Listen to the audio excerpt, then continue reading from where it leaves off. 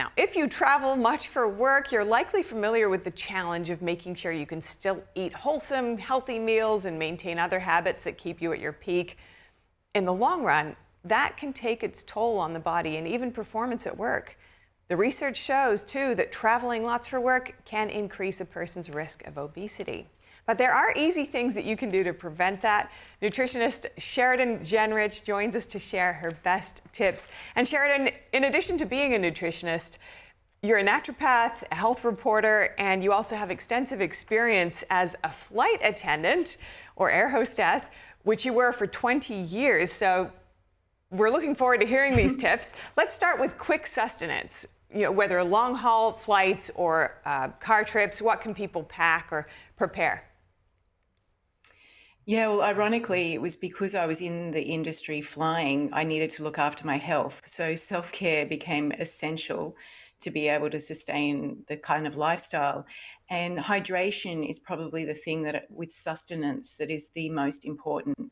Because whether you're on the road or in the aircraft, it's extremely drying. So dehydration, and you're not moving as much. So you really need to focus on getting as much hydration. So a couple of my favorite things, apart from packing a leak-proof water bottle, that you can have either hot or cold water, always clean water available, is things like cucumber, because cucumbers travel well. They don't bruise as easily as, say, fruit or other soft things, and they're full of hydration as well. So really easy thing to remember.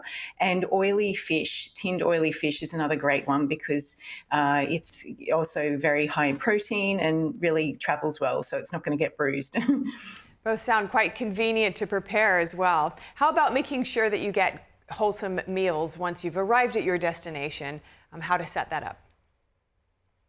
Well, it's good if you can look online before, so you know where you're staying and how far you are to local health food stores, or say a Whole Foods or Trader Joe's. And walking and getting outside, if you can, in the daylight hours is going to help you reset quickly. And then focusing on vegetables, because they are really hydrating. Cooked versus too much raw, which is quite drying again, is a better choice. So if you've got a microwave, or you can use a microwave where you are, that's another good way to just heat up some quick veggies, add in some protein, and then look for other things. Because when you're tired and not focused on clear thinking for healthy choices, you'll just grab whatever you can if you're not planning ahead a little. That's certainly the danger. And you've mentioned lifestyle here a fair bit already, but of course, weight gain is not only about the food that you eat, it's a lot about your lifestyle, which gets significantly disrupted often when you travel, and travel often, especially for work, when you've got specific deadlines you've got to meet. So what do you advise for that lifestyle changes? Well, yes, sleep. You're protecting your sleep and doing everything you can to do that is really one of the key things I found that helped. Aside from meditation, which can help reset your circadian rhythm when it's all traveling different time zones, is really useful in your room. But also things like noise cancelling headphones and silicone earplugs. They work far better than the ones that fall out of your ears that are really soft. So they're really, really useful. And things like essential oils can also just help you stay calm. And if you're in a room that is not your bedroom and you just want to feel relaxed, then a lot of the nice essential oils can help calm your nervous system, which is really where I'm trying to focus. The brain perceives pain, it perceives hunger. So everything, when you're looking at helping your brain stay calm and focused, and then blocking out noise, like I said, with a good set of headphones, is another really key way of planning well, so that you're successful when you get to the other end and you bounce back quicker and you're just more pleasant to be around as well. Important, especially if you're on a work trip. But whether we're traveling for work or not, often it involves the potential for more alcohol and food intake than usual, especially when you're just out of your main routine. So any tips for managing that tendency? Yeah, well, social environments really dictate whether someone is going to be more exposed and in business relationships, whether alcohol is just naturally part of the etiquette. And so, swapping out the occasional drink for more mineral water and finding engaging conversation, things to talk about that aren't just only focused on how many alcohol drinks, because they're also dehydrating and it's going to give you a worse effect with jet lag if you're more hungover. And just moving, so getting out, walking around.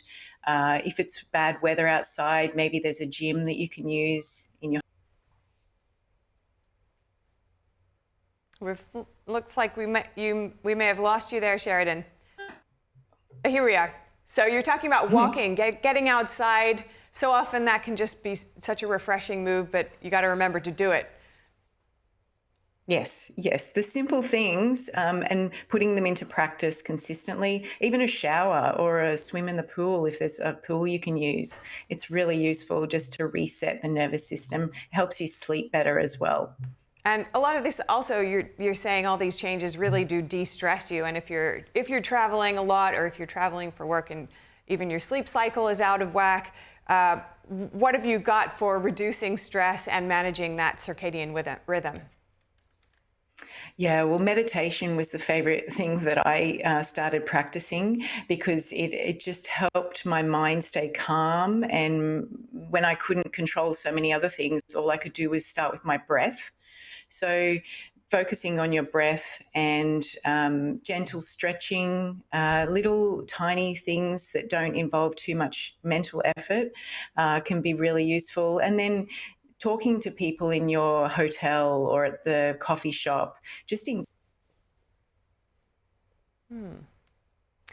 Looks like we may have lost you again, but I love that point about connection, and also small but over the long term, consistent changes can make big change.